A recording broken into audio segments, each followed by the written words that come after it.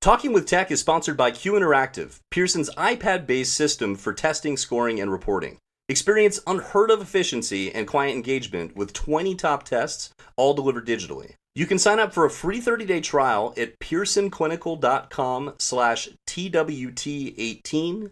After that 30 days, if you want to go ahead and use it, call 1-800-627-7271 and give them promo code TWT18 to get 10% off the Q Interactive license.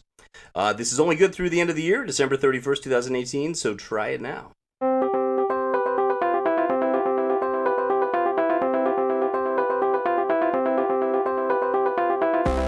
Well, welcome to Talking with Tech. My name is Chris Bouguet, and I'm here with Rachel Madel. How's it going, Rachel?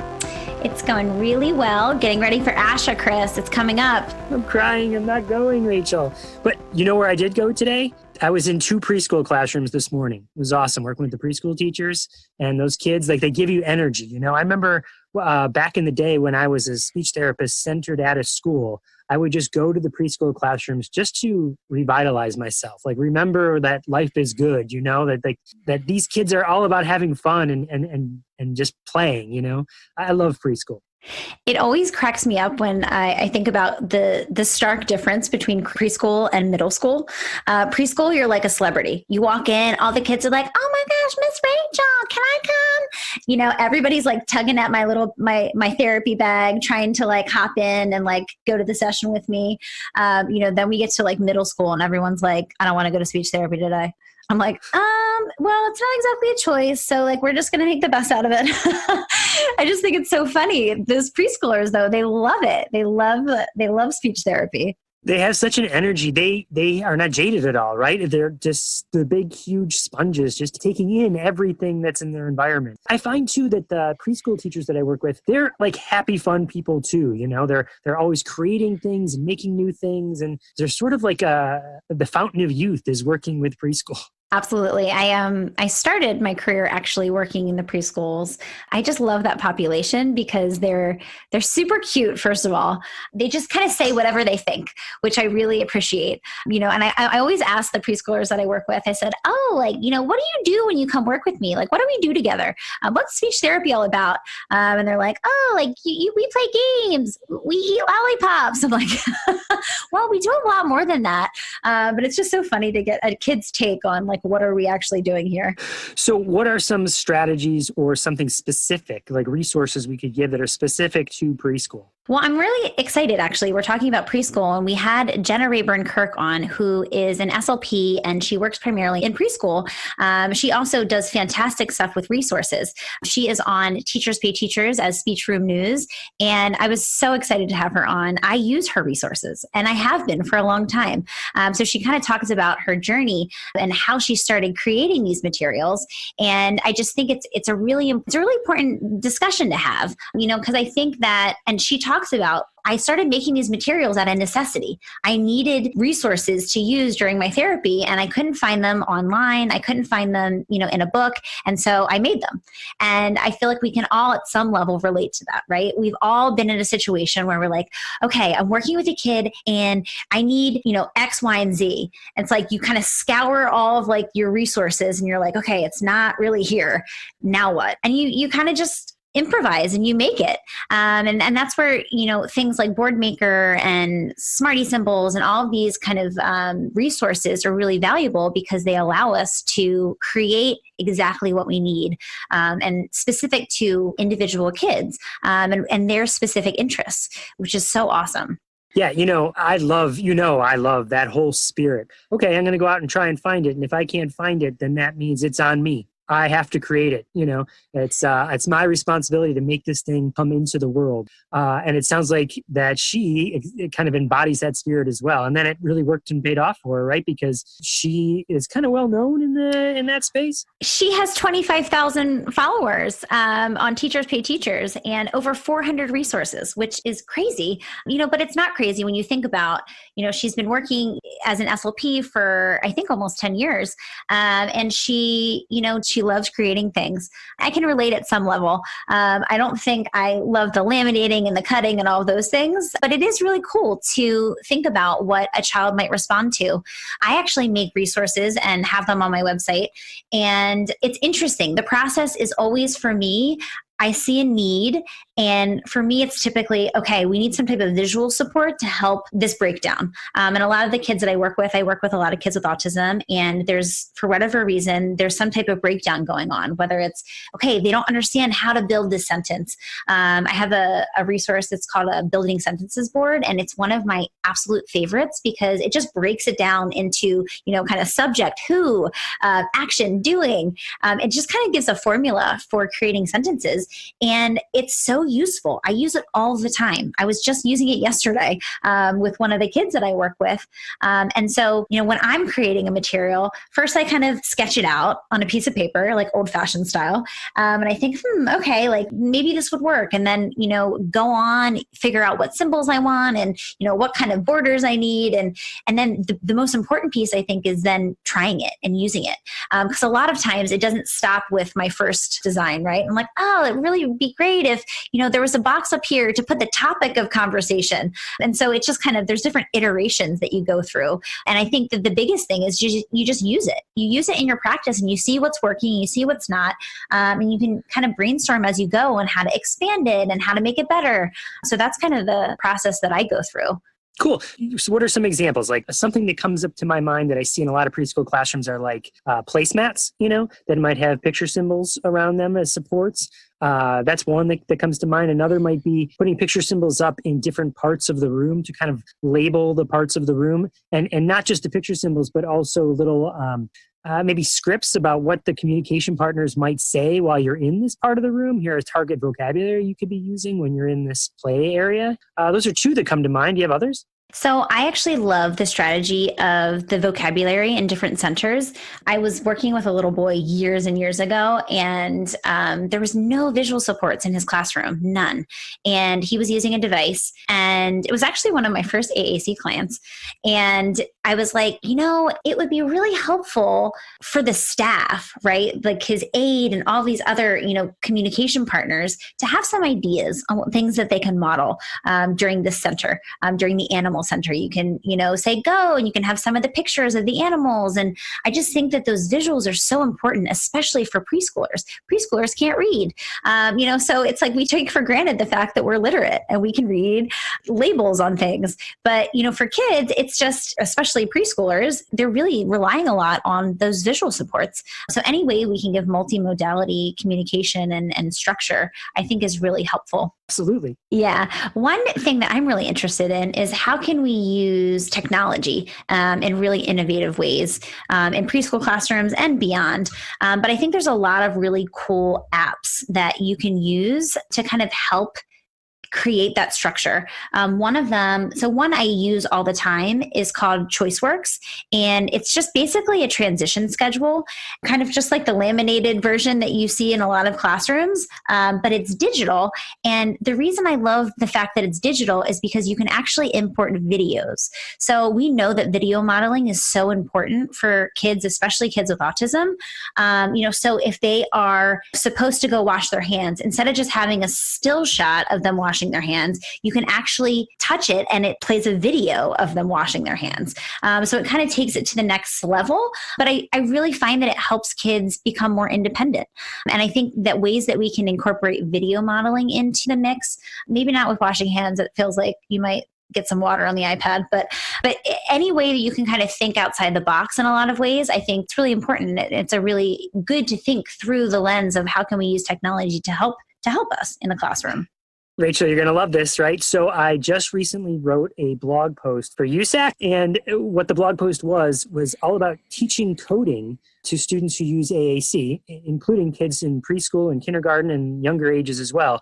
So imagine this, take a robot. There are different kind of low price robots you can get. Ozabot is an example. And they work with an app where you can drag these puzzle pieces around to put them in order. So turn, go, stop. That's what the different puzzle pieces are, right? And then it commands the robot to do that in the sequence that you have done it. And so the kids can just drag these puzzle pieces and make these little codes for the robots, send it to the robot, and the robot then does what essentially is core vocabulary, So keep an eye out for that blog post. Maybe we can link to the show notes, because I've not heard of other people really playing with robots and coding at a preschool level, or really working with AAC at all. But I think it's what you're talking about, is this new, interesting way of looking at technology and using the technology that's available. Coding is definitely something that's happening in schools. Why not start at an early age? Yeah, you're tapping into a part of my brain, because I was just speaking at an LA conference on apps and autism, and not,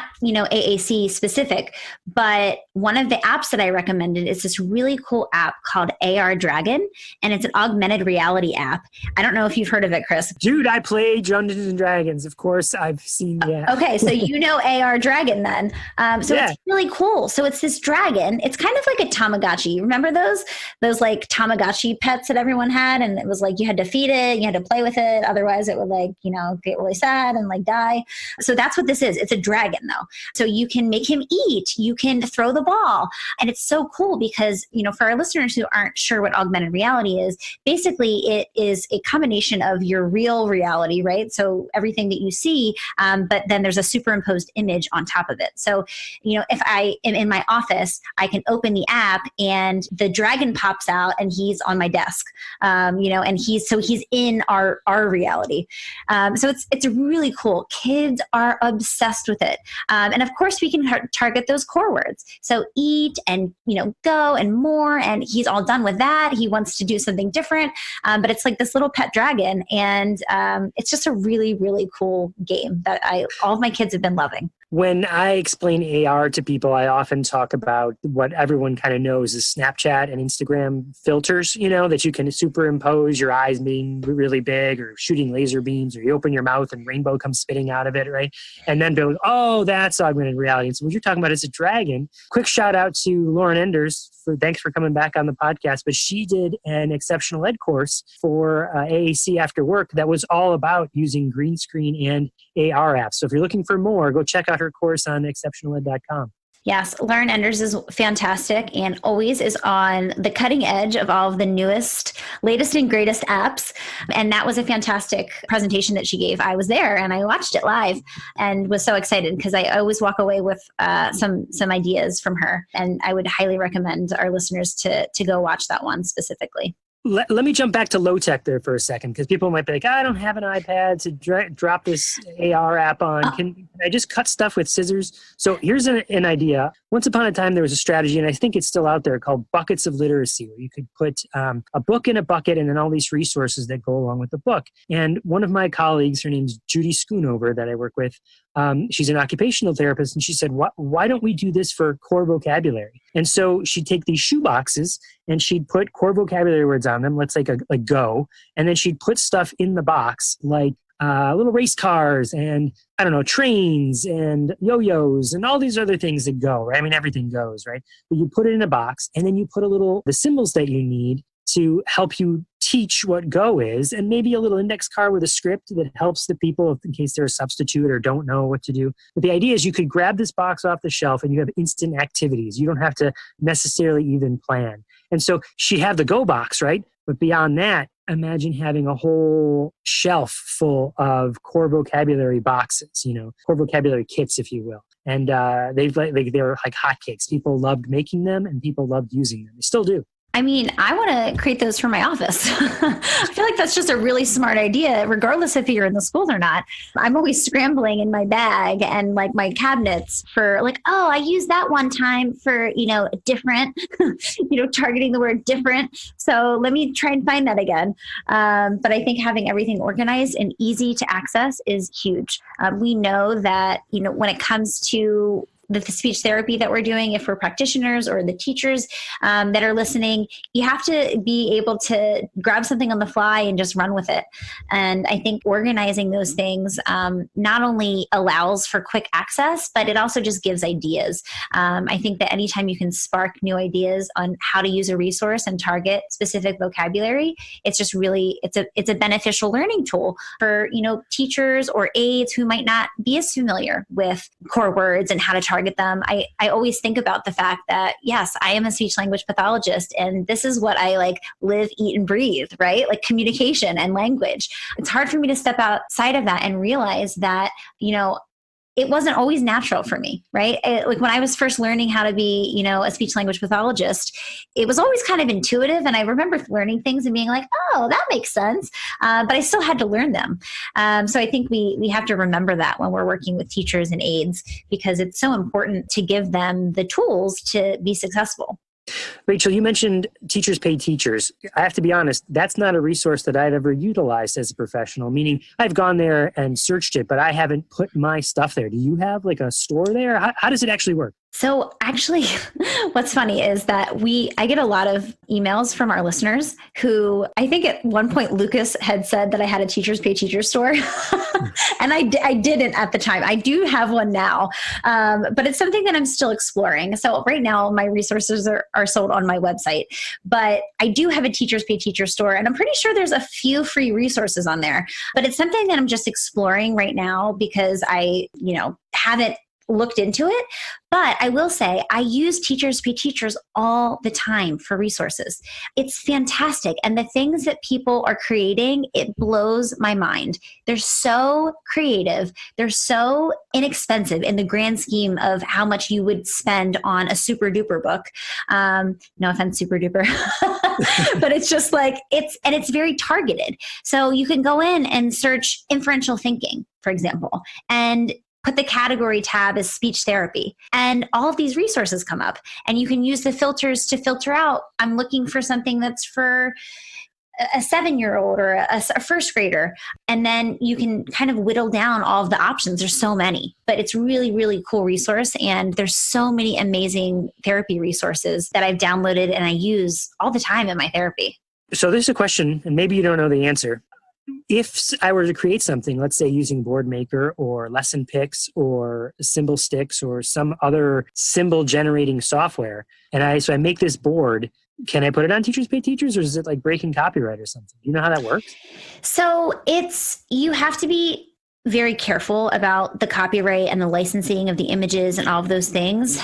All of the symbol companies have different requirements, right? So like Boardmaker has a different one than Smarty Symbols, and some of them you have to have a professional, I don't know if it's called a professional license. I think it is. I think it's called a professional license in order to sell. You have to credit for the images and the fonts. And so it is kind of complicated. I don't know as far as if you want to just have it for free. I don't know about that. I mean, my guess is that it would be okay. Another thing is if you create something AAC specific, I would encourage you to, first of all, share it with our Facebook group, because I would love to see what you guys are creating, and we could put it in the file section. And we have started to build quite a decent size file section. And I would love to add to that. But, you can post to any of these Facebook groups. And people love when people share free resources. And the nice thing about our community is I feel like there's so much goodwill in just trying to support our cause, our AAC cause. And a lot of the resources are totally free and just in an effort to help bring everybody in the community up with some great resources. So I would encourage you guys, if you are creating something, figure out a way to share it. It started off when I was starting to make materials. I just started sharing it with other SLPs that I know locally. And then I started sharing it with families and some other practitioners who maybe they weren't speech therapists. And then I was like, I should really make this available on my website. And so it's kind of funny how that transition happens. But the end of the day, we just need to make sure that if we're creating something, that lots of people are benefiting from it. And I think that that's the beautiful thing about the internet, is that we can just share so easily. Yeah, I think we've talked about this before, right? Lead with sharing. You got to ask yourself, is there a reason I shouldn't share this? If not, then I'm going to share it with the world and give this out to help other people. And then it comes back on you, right? Bringing it all the way back around to how we started this conversation, that's sort of what preschool, it's like one of the number one things you learn in preschool is how to share, right? And those preschool teachers are all about sharing. Absolutely. So without further ado, let's head into the interview with Jenna Rayburn Kirk.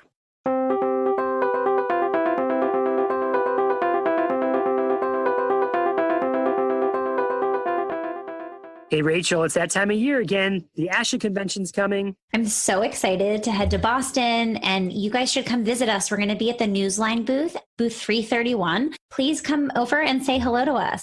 Yeah, I'm not going to ASHA. I wish I was going, but if you're like me and you can't go, isn't there some sort of digital goodie bag? Yes. So beginning on November 15th until the end of the year, you can sign up for our ASHA goodie bag giveaway. And it's packed with all types of resources, checklists, how-tos from myself. I have a resource that I'm giving away. Danielle Reed with Sublime Speech, Tracy Sipple, who is a telepractice expert, and many, many more. So go to exceptionaled.com/ASHA18.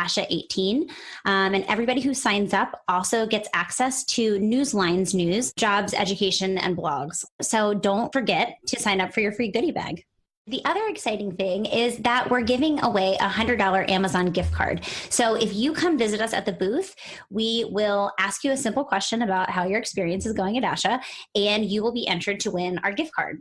So you go to the Newsline booth, which is number 331, when you're at ASHA, and then you can sign up if you're not there to get the goodie bag, but you can also talk to the people there at the booth? Yes. So I'm actually going to be there for some of the conference, and we're going to be doing live interviews. So if you are our lucky winner, you get the Amazon gift card, and then I'm pretty sure that you're going to be featured on air on our podcast. That's awesome. So once again, that link is exceptionaled.com/ASHA18.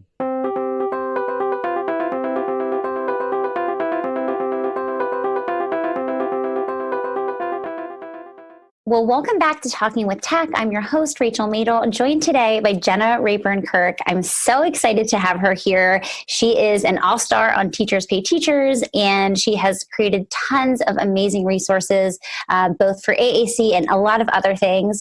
Jenna, thank you so much for coming today. I'm so excited to have you. Thanks so much for having me. Excited to be here. Yeah. So just tell us a little bit about yourself and how you got to do what you're doing.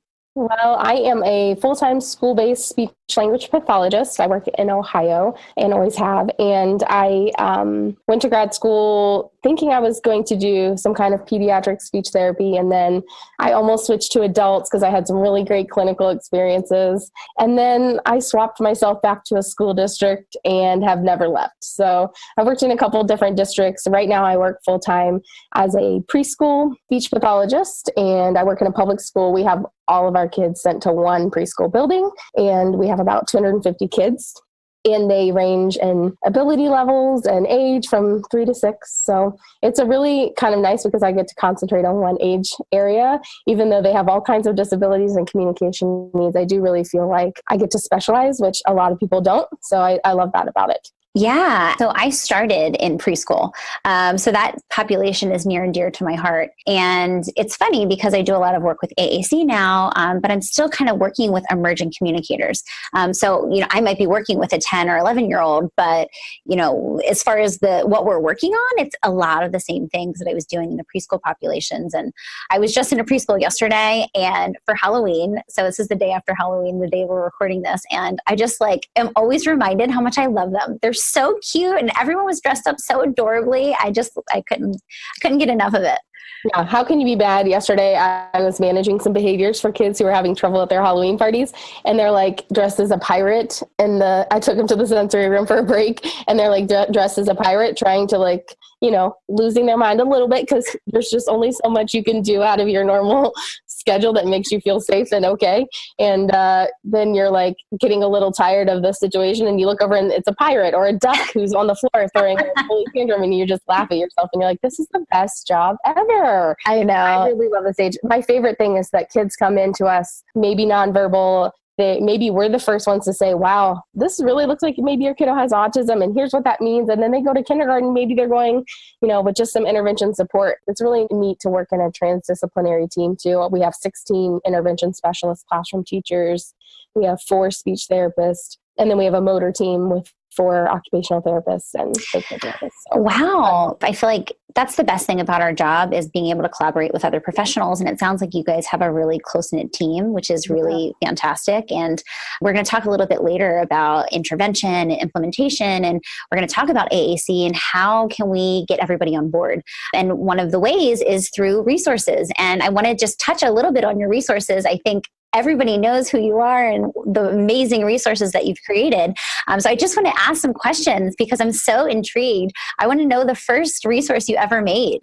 I actually started making resources like a million years ago. This is my 9th year as a speech therapist. So I've got some years, but I'm not too seasoned yet. And so I started making resources in graduate school. I did like kind of a different externship where my school was on quarters. So instead of spending just one quarter in a school, I spent a whole year and I did literacy intervention for a school that had lost all their Title I reading specialists. So another speech therapist and I went into their program and taught some parents and did like a parent coaching model where we did therapy and reading intervention a couple days. And then we taught parents to do it the days we weren't there. So it was really cool. It gave me a lot of experience. And the biggest experience is that I walked in and the only thing they gave me was the login to Reading A to Z. And I've got non-reading kindergartners. I had to make a lot of phonological awareness games, and we're working on ending sounds and, decoding words and alphabetic principle and all those, reading skills. And we didn't have any materials. So I started looking at the internet, and my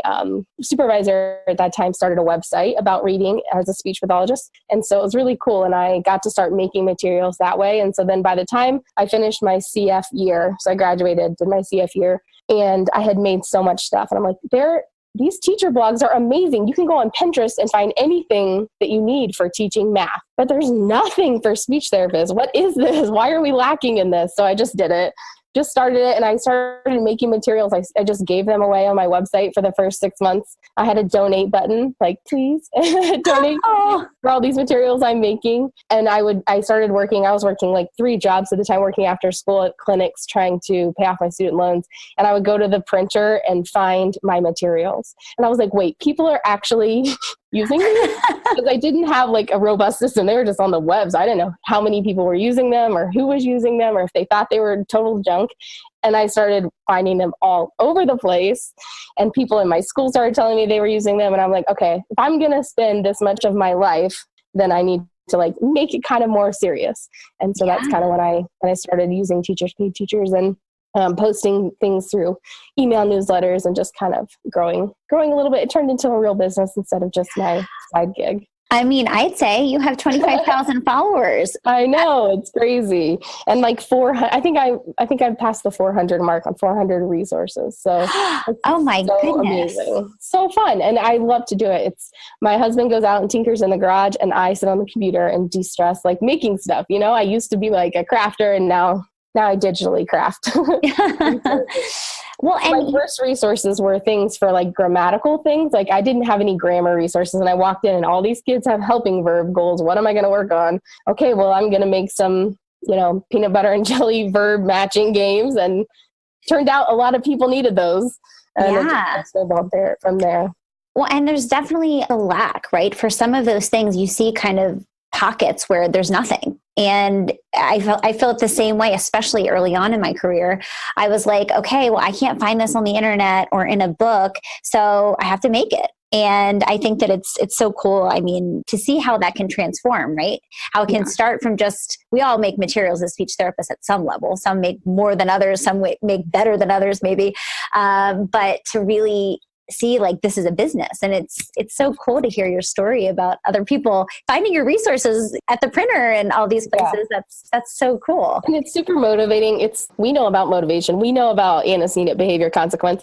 It's so motivating to walk into ASHA and find somebody to talk to about they've used your stuff and it helped their student. So it's really rewarding because it's not just my 50 kids on my caseload that I'm helping tons of kids, because if I'm helping 1,000 speech therapists, then I'm helping 5,000 kids. So it really means a lot to me. And it's so motivating and so rewarding, and it's relaxing for me to do too. So it's a win-win all around. And I think as 400 products, I'm still making articulation, I guess, resources, but I've really changed from what I used to make, those grammar games, to what I'm making now. And I make so many parent handouts because that's what I use every day at work. If I have to explain it more than 5 times, then I need a handout for it. Because they can't retain that much information anyway. You go to an IEP meeting or an evaluation and you learn all kinds of stuff. I'm telling you 50 things and you're probably only going to remember 1. But if I give you a handout and you take it home, you'll remember it. If I make an AAC resource that you can use at home with your parents, that's so much more meaningful than maybe the way I started making resource. Absolutely. And I think there's two things that come to my mind. One is we all benefit from visual support, right? Yeah. Like, so if we can give parents some visual support during the IEP meeting, I think it's really effective. And you're right. I mean, we throw a lot at parents at an IEP meeting, and it's not just us, right? It's every person on the team, like, word vomits, like present levels and like what you should be doing at home and all these things. So I think that's fantastic. And the other thing that just reminded me of is a lot of what we talk about on this podcast is just coaching. Like, we're just coaching communication partners, and we're coaching other SLPs, and we're coaching parents. And I think that that's such a huge piece of what we do. We know from research that sitting across the table from a child for 15 minutes a week, it's not going to do the job, right? We need to really be strategic about the time that we're spending, and we need to be teaching everybody how to fish, right? Mm-hmm. So it's such a big piece, and especially on this podcast, of what we do. One of my favorite resources that I think you just made recently was the door hanger. Can you talk I just made that? So I've really, there's a lot of things that I make for myself that don't see the light of day for like years because I make it really quickly. And of course there's restrictions on like symbols. I can't just share all of the, PRC symbols or the Toby symbols because of the copyrights on those. So a lot of times things sit in my box. Like, I've made this for myself, but I never shared it. And that's kind of one of those things. They're really simple, like free door hanger that you can pop any symbol into. So you just pop the symbol in there and then you print it and hang it around the room, hang it everywhere. Somebody posted on Instagram this week that she had hung it. I think the child was using a wheelchair and had his device, and she hung the door hanger right on the front of his tray. So everybody who sees him knows what the word of the week is, what they're working on. And I thought that was so genius. I love that. And I saw that photo and I definitely liked it on social media. I think that we just need to think creatively about how we can, implement these goals. And I love Core Word of the Week. You have amazing resources for Core Word of the Week. Anybody who listens to this podcast knows how much I love it because I'm always talking about it. But it just simplifies things. Like, it doesn't need to be so overwhelming. And I think that half the reason that people don't get started is because of overwhelm, right? Yeah. So it's like, if we can make things simple, and, your resource absolutely does that, and shares with everybody. And at the very least, it's a conversation starter. It's like, why does he have, a door hanger that says go on the front of his wheelchair? What does that mean? And what's that symbol mean? And, I know how we could do that, I think, of course, Core Word of the Week has been used by a lot of people a lot of different ways. But I think my Core Word of the Week resources match what I do. It's like, how am I going to help everybody use that system? So I need notes that go in mailboxes every week. And I need to figure out how the motor team's going to use it in the gym, and how my motor team can use it, and how the teacher can use it at circle time, and what's the social activity that they can do that will kind of coordinate those different things. And that takes a little coordination, and then the use of a same system every week, I think really helps to be successful, because they know what to expect. Just like our students, we like to know what's coming. If I walk into a staff meeting and all of a sudden someone's different is there, or there's a bunch of computers out, I'm like, oh my heavens, what are we doing? Something's different. Something's changed. I'm anxious instantly. The same thing if I'm going to learn something new. I want to know ahead of time what it's going to be. I want to know the system. I want to know how I'm going to use it. And then just the simplicity of one word every week, I think it just works. And then you learn, and then you're using 3-word utterances you didn't even know you knew because they're the words from the week before. It works so well. Absolutely. And I love that you started kind of touching on some of the strategies that you use, because I'd love to talk about, how can we get the team on board? And I think that resources is one of them, having something that people know what to expect. What are some other ways that you use in your schools to get the whole team on board with particularly AAC implementation? Yeah, I think it's so hard. It's the hardest part. It's hard for us. It's hard for speech therapists. Yeah. I was thinking about in the car what I wanted to talk to you about today. And I was, just thinking about my own journey. And I didn't have a course in assistive technology during my graduate or undergraduate programming.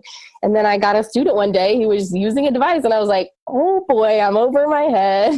What am I going to do? Let me look into this. Let me learn how to turn it on. Step 1, turn it on. Let me figure out, forget the evidence. let me figure out how to turn it on and off. So it's been a journey for me to learn about assistive technology. And I think it is for all speech therapists. So I think when you're thinking about trying to get your team on board, you have to think about that. We know all the things about language development. We know the developmental norms for which kids gain language. Think about trying to help a kid learn that, but then not having our background. It's so different. It's so overwhelming. And you might have an IEP goal and you're a physical therapist and you need to get the kid to jump off the box or take a step down, in alternating feet. That's what you're working on. So why do you care if there's communication involved? So, and I do think most professionals do care and do realize that how much easier life would be if all their students could communicate to them. But it seems so overwhelming when you look at it from the start. So one of the ways I'm really lucky is that I work in a center that has really strong professionals, and everybody in my center is focused on special education. Mm-hmm. So that's one of those barriers that's kind of reduced for me. But I do think just modeling for them in a way that isn't saying, here, use this device for everything all the time. It's those baby steps to introducing it.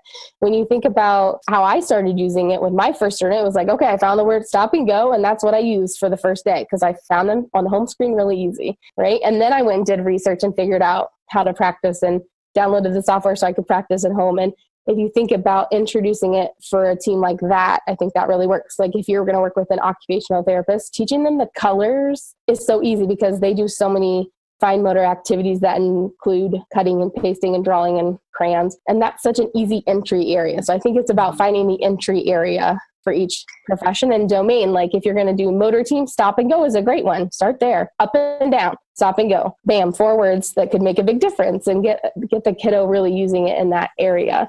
And the teacher, you could pick a book or do something at circle time and kind of finding the wading area of the pool to wade into that, I think really helps. Exactly. And I think exactly what you're saying is we need to be specific, right? I always tell that to new clinicians and to the people that I do trainings with is that we need to be specific and tell people exactly what to do. So if we can give specific vocabulary, like stop and go is a perfect one because people feel overwhelmed, right? And I also think that people feel like they're going to do it wrong. There's this idea that like there's one way to do it, and of course we know there's guidelines for modeling and prompting and all these things, but it's not. It's better to quote unquote do it wrong. I don't even know what that means, but then to not do it at all, right? Yeah. So, and that's the thing is you kind of have to dive right in and you learn as you go. So I think that that's something that's really important to articulate to team members is let's just get started and let's keep it simple. And I frequently will give one word to a teacher that's like, I don't really know, we're not using the device. And, they're kind of all up in arms and stressed. And like, I know I'm supposed to be using it. I'm not. And I'm like, okay, let's take a deep breath. Let's just focus on all done, instead of having him throw himself on the ground when he's upset and he doesn't want to keep going on in an activity. Let's just model all done. After every activity is finished, we're just going to say all done, and try to really simplify that for parents and teachers, because I think it's overwhelming. Yeah, it can be really overwhelming. And as I'm sitting here almost a decade into my career, knowing what I know now, it sounds a lot easier to say, but just a few years ago when I started at this location, we tried to do like a lunch and learn period where we had iPads for everybody and we had all these activities. We were going to have them work on requesting food. It was going to be a teacher training. No one showed up. 0% attendance. Oh no. It's not that easy. Even if you work in the best place, which I do, and work with people who really want to work on something hard and new for them, it's like a mental thing. So you have to try and try again and try again. So I think if whatever you try the first time, even if teaching all done, she does it one day and then she puts that thing back on the shelf and it's never seen the light of day all week, the rest of the week, you go in the next time and it still says all done, all done, all done across the top.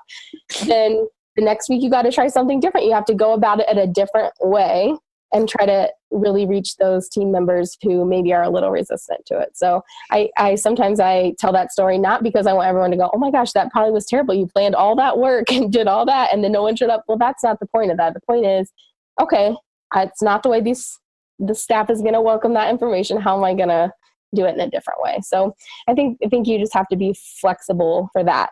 The other thing I always try to think about is how am I going to solve a problem for them? Because they are overworked. Mm-hmm. They are overwhelmed and they have too many people on their caseload and they are dealing with a lot of things too. So if you present your information as a solution to their problem, maybe one of their biggest problems, if he could tell you what would make your life easier? If he could tell you he needed a diaper change, okay, great. We can work on that. Or that he's hungry or that he's all done. What is it? What could I do? What would be the one thing that would make a difference in how your everyday classroom runs? That is the number one question I ask new referrals. I said, and if I go into a classroom, I say, if I had a magic wand and I could give you one thing, what would it be? And sometimes it's not even really communication related, right? It's like potty training or whatever, but at least then I have an idea as to like, okay, here's top priority. How can I somehow weave in communication into this problem? Or what about lack of communication is causing this problem? Right. Because a lot of times we know that kids aren't able to protest and tell us the things that they don't want. And that's when you see them falling on the ground or crying or throwing or, self-injurious behavior or whatever it is. So I think that that's such an important question to ask. And also, we just need to be really supportive. The parents and the teachers and the other SLPs, we're all really busy. We all have a ton on our plates. So I'm always very kind, even if I'm like, really, the device still isn't being used this month. I still go in and I'm like, okay, like how can I make this easier for you? Like, how can we set something up so that you're able to do it and feel good about it? Because it's not always just come in and here's what you do. And then they hit the ground running. Very often it's not that. So it's really trying to brainstorm, how can I make this approachable and doable for a communication partner? Right. Yeah. And I think building a relationship like a friendship, even if their number one complaint is something about behavior that you don't really think is impacted by, maybe it's sensory that you think is really causing that or something else that maybe it's that the kid never eats breakfast. I don't know, whatever medicine they're on, even if it's something you can't control, just giving them the chance to emote that, to get it off their chest, to be like, you're not going to believe this. This mom can't give the kid the medication every day because of X, Y, and Z at home. So every other day he's on his meds. And okay, great. That sounds horrible. I understand how frustrating that might be. And then to kind of like go in deeper to what you're trying to steer the conversation to. But, just some of that personal connection, I think, goes a long way to trying things. Yeah. And we're all so busy, right? That it's like, sometimes I'm like, oh, I don't have time. I only have a certain amount of time. But then I think, okay, take a deep breath, chill out, Rachel. You have time to have, a connection with somebody, right? You have time to talk about something that, for whatever reason is coming up for that person right now. So I think it's definitely important and definitely, you get a lot out of that. It doesn't feel like when you think about it, it's like, oh, like that was a waste of time. It actually wasn't, because if you have somebody that trusts you, then all of a sudden they're more apt to do the things that you would like them to do or that you're teaching them. And that connection and that relationship is so important from a long-term perspective to get the outcomes that we want, right? Yeah. I totally agree. So let's talk a little bit about AAC and the preschool population, because you have a very unique experience. In a lot of kids are coming and they are nonverbal, right? And they had never been to school before. So let's talk a little bit about what is the age in which you would recommend AAC. I know, without even asking, that you probably get some pushback from some parents and some teachers about implementing too early. We know there's a lot of myths surrounding, AAC, and it's stopping kids from talking and all these things. So I would just love to hear your thoughts. Yeah, I call myself the recruitment team because I do our incoming evals, and I work on a play-based transdisciplinary evaluation team that does evals every week. And we usually do maybe like 120 a year. So we have a lot of evals to do every year. So that's a chance every week for me to get to know these parents who are coming in, at a various level of acceptance and kind of knowledge and interest in AAC and communication. And the interesting thing is that so many of our kids are so severely impacted by a lot of different things. It's not just our multiply handicapped kids who we're looking at AAC for.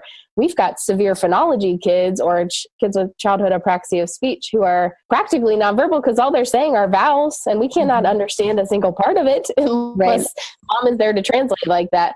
It means I was an alligator for Halloween last night. Like, okay, none of us got that, but mom knows, and the kid's shaking his head yes, and I believe you that's what he said, but I don't speak vowels. I do a little bit, but I need context.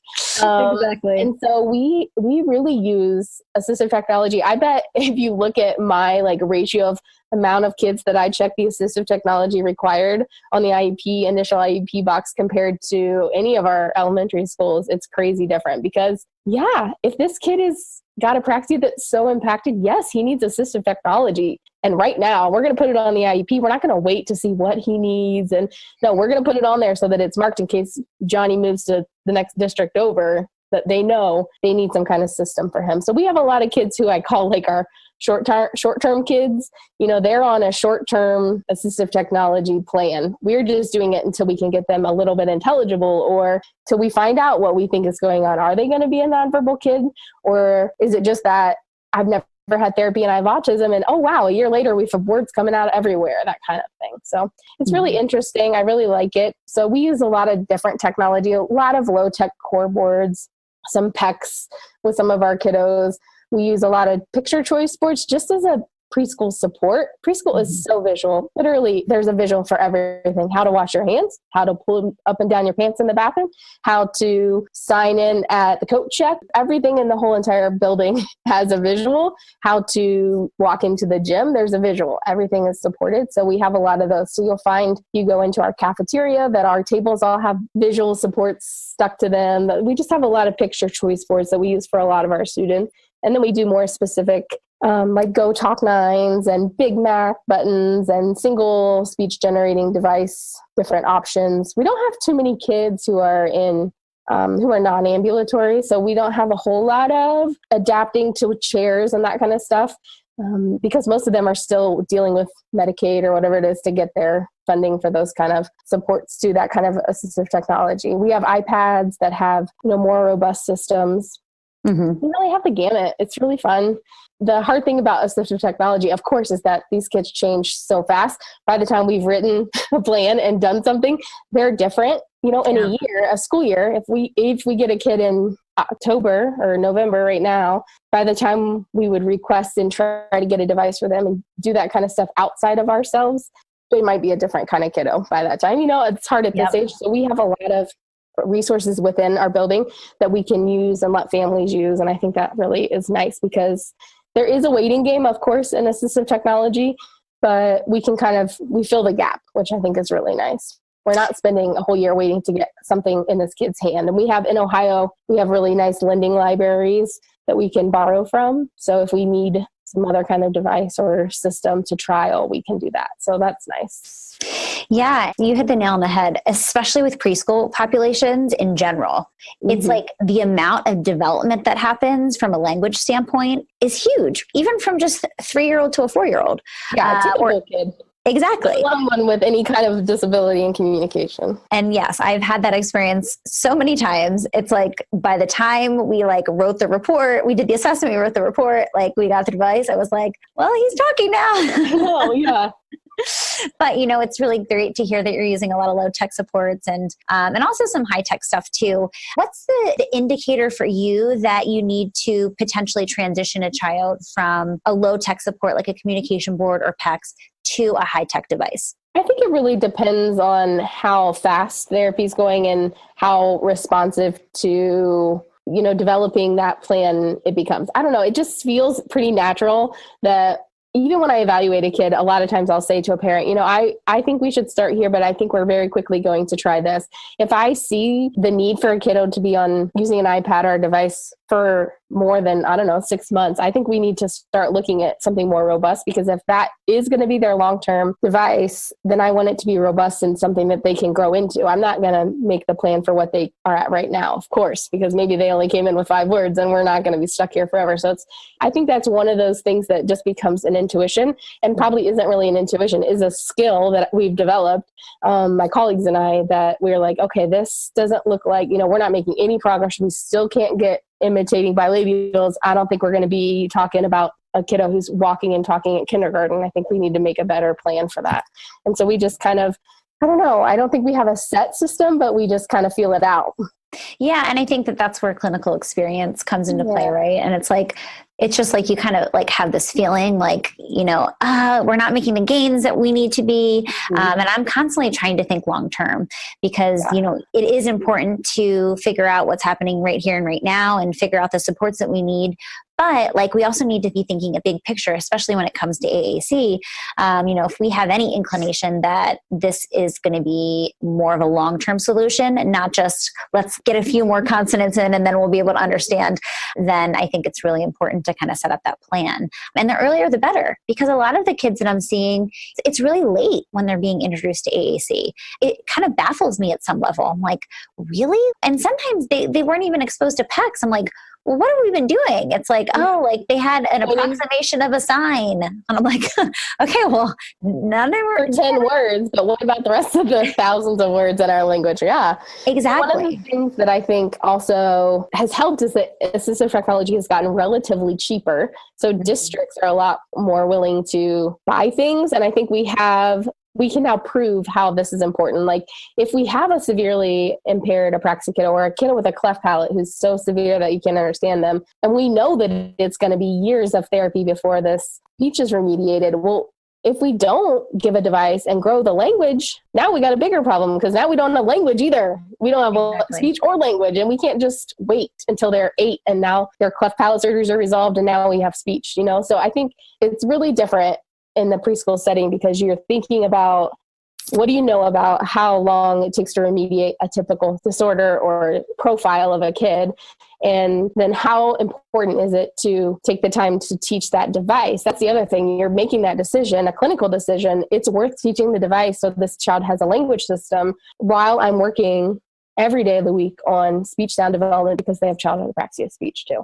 So I think there's a give and take there. And most of our speech sound disorder kids are not that severe, but we have a good handful of them in our building. And so that's been kind of one of those things that I think I've been learning through and working through and talking to other people in other districts. But really, when I sit down and talk to a parent, and you asked this question earlier, but the parent conversation is a big part of it. Parent buy-in, trying to get them on my team for why this is important is huge. But I think if you explain that way, like, yes, we know you want your kid to talk. I want your child to talk too. It would be so much easier if you could say, I want chicken nuggets, rather than have to do it on a device or a board for chicken nuggets. But if he doesn't grow his language at the same time, by the time we get those speech sounds, we're going to be in big trouble because he's not going to know how to say a sentence or make a grammatically correct sentence. And right now his brain is a sponge and we have to get this, this language development window.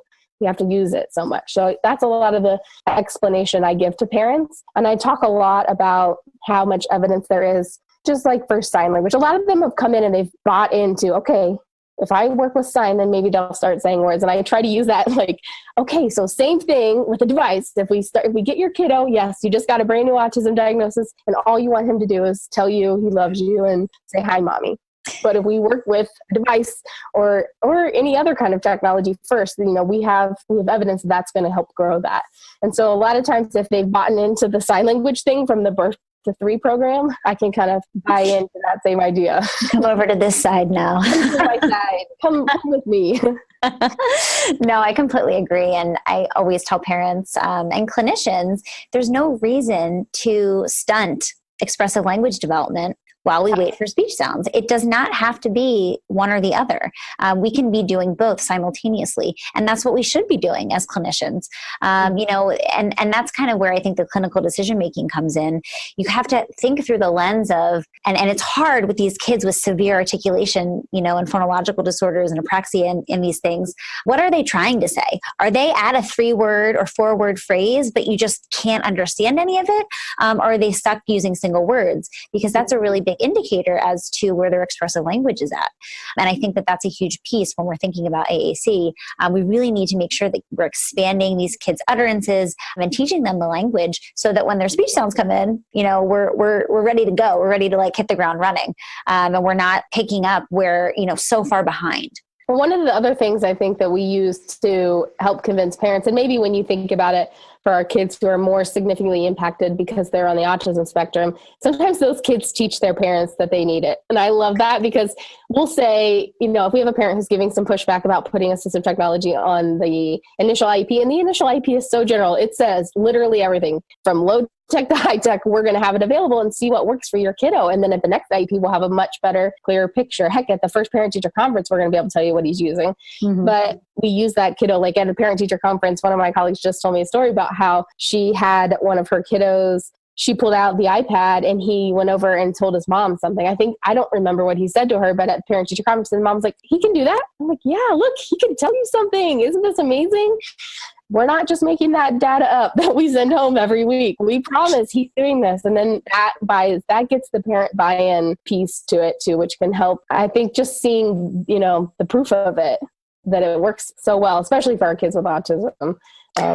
You can't beat it, that feeling of my kid doesn't talk at home at all, except for that weird ticka, ticka, ticka noise that he always makes in the corner that they all make. I'm like, yeah, I know, but look what he's doing at school. Look at these words he's saying. And we send videos home and we try to get the kids to be the heavy hammer that convinces them. Exactly. Yeah, I just did an assessment and this little boy had a few words, but not using them functionally really sometimes. And within 15 minutes of swinging on the swing, he wanted to be pushed. And so I was working on go. And this little guy got off the swing, came over to hit go on the device. And everyone was floored. The ABA therapists were like, whoa, we can't believe that. He got off the swing to come talk. I'm like, see, he's motivated. You got to find that motivator. Yeah, exactly. But it was such a great experience. I'm like, well, that's all the buy-in I need. He convinced them. Exactly. Now, if you could just get him to do that with every kid when you do the eval, that doesn't always work out. We know that. And there are kids who we send the video and the mom's like, he's never done that with his device at home. But, eventually, there's usually a moment that they get that buy-in, which is nice. Exactly. Well, listen, Jenna, it's been really great talking. Before we go, I always ask one question to all the people that we have on. If you had a billboard that every SLP saw, what would it say? I think if I was going to make an SLP billboard, it would just be the word Pataka really big in the sky with no reference. And everyone in the city would be like, what does that mean? And we would just be like, Pataka, oh my gosh, how funny. That is an inside joke for all the SLPs. Yeah, we would have the knowledge and then they would actually ask us things. There's all those commercials, right? There's one about a nurse giving the kid the assistive technology device to learn to talk. Have you seen that commercial? Because I think we are well underrepresented in the field. And when you watch Grey's Anatomy and all those places where they forget about us, it's always a nurse or a doctor who did the speech therapy. I'm like, okay. I don't think any doctors are doing the speech therapy activities. So I think if we just had a little inside secret, that would be awesome. Speaking to that point, actually, that show Atypical, I don't know if you've seen that. I love that show. Yeah, I love it too. But that it's the woman who is the therapist. She's like a psychologist. I'm like, come on, I can't be a speech therapist. You can't have any social group that's run by a speech therapist. Exactly. I'm like, no psychologists are running speech therapy groups around. Right? No social groups. Maybe a school counselor, but I don't think. No, we could have been very or underrepresented, I guess is the right word. And I feel like it'd be super cool for us to have a secret. So absolutely. Well, I love that. Before we leave, Jenna, how can people find you online? I know that they can go to Teachers Pay Teachers. You're under Speech Room News, but what's your website? Yeah, you can go to my website. It's thespeechroomnews.com.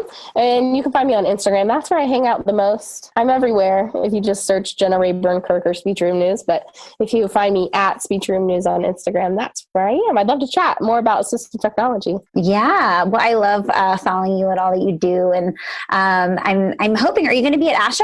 I'm going to be at ASHA. Yeah, I'm super excited. I'm going to be at a booth. I'm not presenting this year.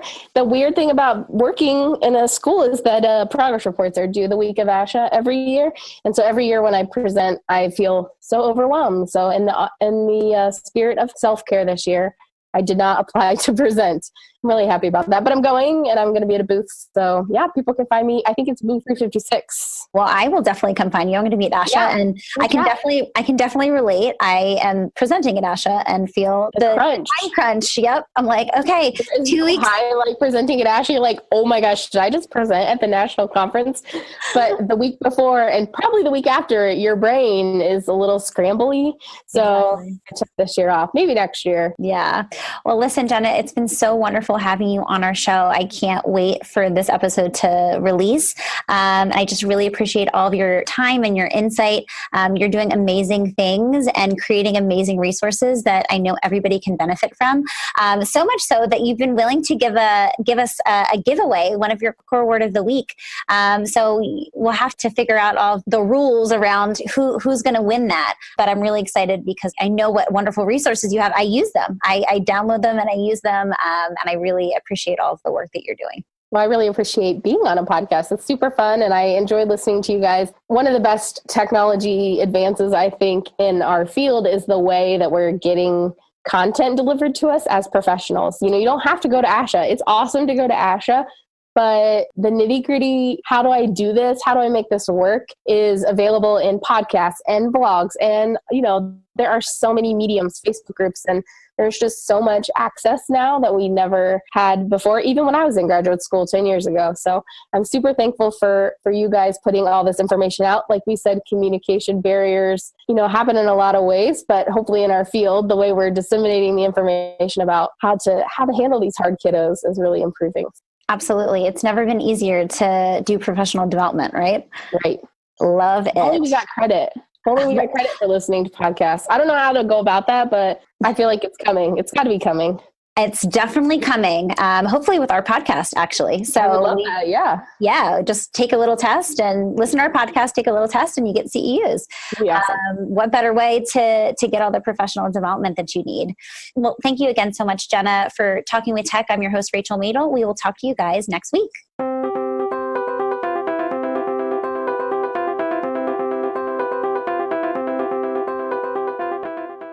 Well, welcome back. That was awesome. I had no idea. I really had no idea. I learned so much from that. Thank you for doing that and reaching out to her, Rachel. Yeah, absolutely. And, definitely go on Teachers Pay Teachers. Her resources are great, especially the door hanger that she talked about. You can put any core word in there. So if you're doing core word of the week, which we've already talked about how great of a strategy that is when you're implementing core words. It's just such a great resource, and it's totally free. And speaking of free, we actually have a giveaway coming up. Jenna was so nice to donate a core word of the week resource for one of our lucky listeners. So if you haven't joined our Facebook group already, please do join, because that's where we're going to be posting the details for the giveaway. It's a fantastic resource, and it's totally free if you win. So please join our Facebook group if you haven't already. Am I eligible? Can I win, Rachel? No? Well, you'll have to sign up, Chris. I'm already in the Facebook group. Well, you're going to have to sign up for whatever else needs to happen. Can we review our own podcast? I'm not sure how that works. I don't think so. I don't think that's ethical. No, that's probably not. An ethical violation, I'm sure. Oh, man. All right. Well, if you haven't left us a review, we're trying to get to 100 reviews by 2019.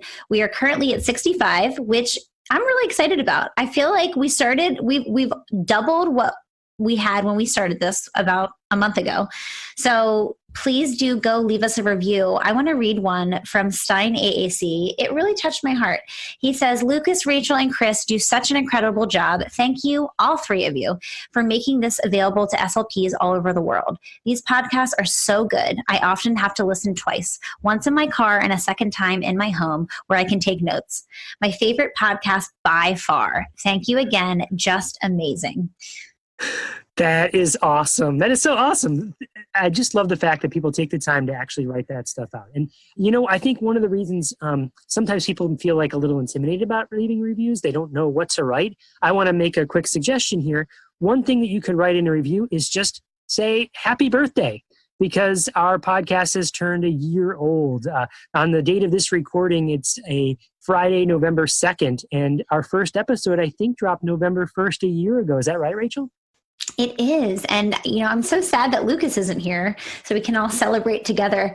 But yeah, I remember a year ago when we just started this thing and I thought, sure, like I'll be a part of an AAC podcast. Sounds right up my alley.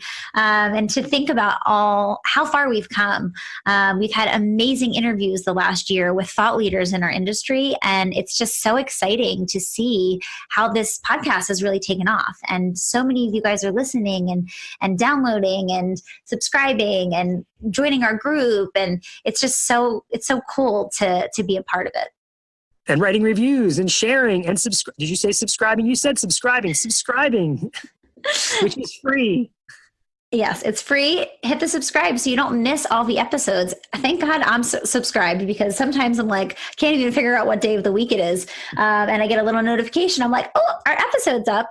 And I listen to it. I listen to all of our episodes again because a lot of times it's such great information. I really listen to it, as a way to reinforce kind of the things that we talked about. And especially with all of the amazing interviews that we have, these people are bringing such amazing ideas to our audience. And it's just so exciting to listen. So I always listen on Tuesdays when we drop the episode. Me too. I listen to, and sometimes I get my kids to listen and we all talk about the episodes afterwards and have questions. It's a family friendly show. So feel free to share it with your family. Amazing. All right. Thanks everybody. And thank you, Rachel. And we'll see you next week.